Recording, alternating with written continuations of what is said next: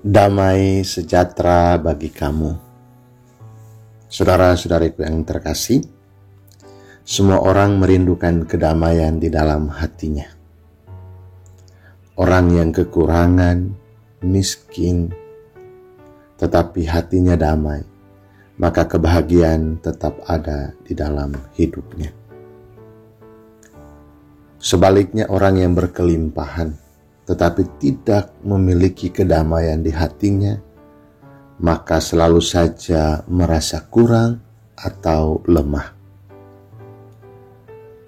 Hidup dalam damai sejahtera bukan berarti hidup tanpa salib, hidup tanpa penderitaan, hidup tanpa perang. Hidup dalam damai sejahtera adalah hidup dengan keteduhan hati, kekuatan di tengah badai kehidupan, dan sukacita di dalam duka derita perjalanan hidup ini. Injil mengisahkan bahwa Yesus hadir di tengah-tengah murid-muridnya dan menyapa mereka dengan salam damai sejahtera bagi kamu.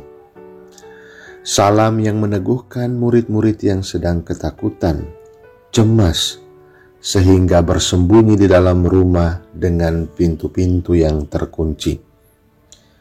Ia datang dengan luka-lukanya untuk mengajarkan bahwa dari luka-luka inilah meterai penebusan bagi umat manusia.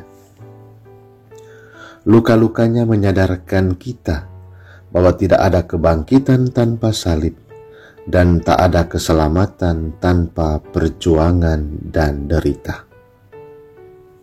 Santo Petrus dalam bacaan kedua memberikan analogi tentang emas itu dimurnikan melalui panasnya api. Semakin panas membakar, maka kemurnian dan keasliannya menjadi tampak. Kebahagiaan dan sukacita akan kehidupan kelak sudah dimulai sejak sekarang, meski harus melewati berbagai pencobaan. Kemuliaan yang Allah janjikan di masa depan adalah alasan untuk bersukacita di masa sekarang.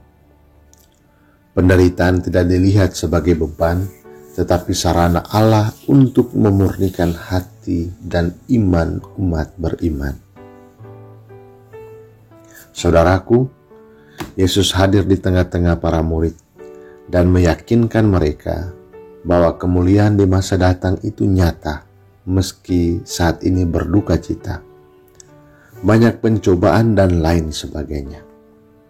Sapaan damai sejahtera bagi kalian semua adalah sapaan pembaharuan diri sekaligus perutusan. Ia membaharui dan mengutus mereka yang telah mengkhianati, menyangkal, dan tidak percaya kepadanya. Ini semua terjadi karena berkat kerahimannya yang mengalir dan membasuh hidup mereka menjadi baru. Para murid dengan segala kelemahan diperbaharui berkat kebangkitan dan damai sejahtera dari Allah. Yesus tidak serta-merta mengutus mereka, tetapi terlebih dahulu membaharui hidup mereka dan menghembusi mereka dengan Roh Kudus.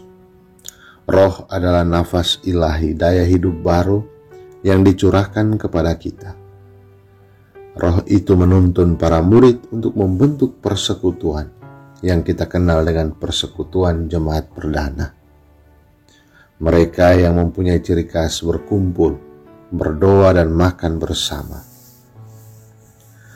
Roh Kudus juga yang memberikan kuasa pengampunan kepada para murid yang kemudian dilanjutkan oleh gereja.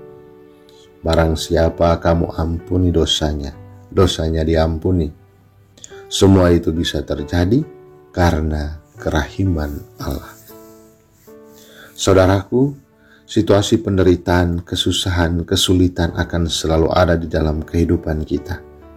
Dan damai sejahtera dari Allah Bapa pun senantiasa ada buat semua orang yang percaya. Tidak semua persoalan adalah penderitaan, karena di balik itu semua ada juga nilai yang bisa menjadi berkat buat hidup. Thomas yang ragu, tidak percaya, dan yakin jika belum mencucukkan jari. Saat berhadapan dengan damai sejahtera Tuhan, ia menunduk dan berseru, ya Tuhanku dan Allahku. Kata yang mengandung permohonan ampun dan belas kasih, pengakuan iman dan sembah bakti, serta ungkapan pernyataan kasih dan penyerahan diri. Kita terima berkat anugerah kerahiman ilahi dalam hembusan Roh Kudus dan damai sejahtera dalam hidup, agar tetap kuat dalam penderitaan, tegar memikul salib, sukacita di tengah kesulitan, dan bahagia di tengah tantangan. Kerahiman Allah yang mengalirkan darah, yang mengingatkan kita akan kuasa kasih salib, dan air yang mengalir akan membaharui hidup kita sebagai manusia baru melalui baptisan. Datanglah kepada Tuhan, percayakan hidupmu di dalam kerahiman ilahinya. Cahaya Kristus, air dan darah dari lambungnya akan membasuh dan membaharui hidupmu. Selamat hari Minggu, Tuhan memberkati.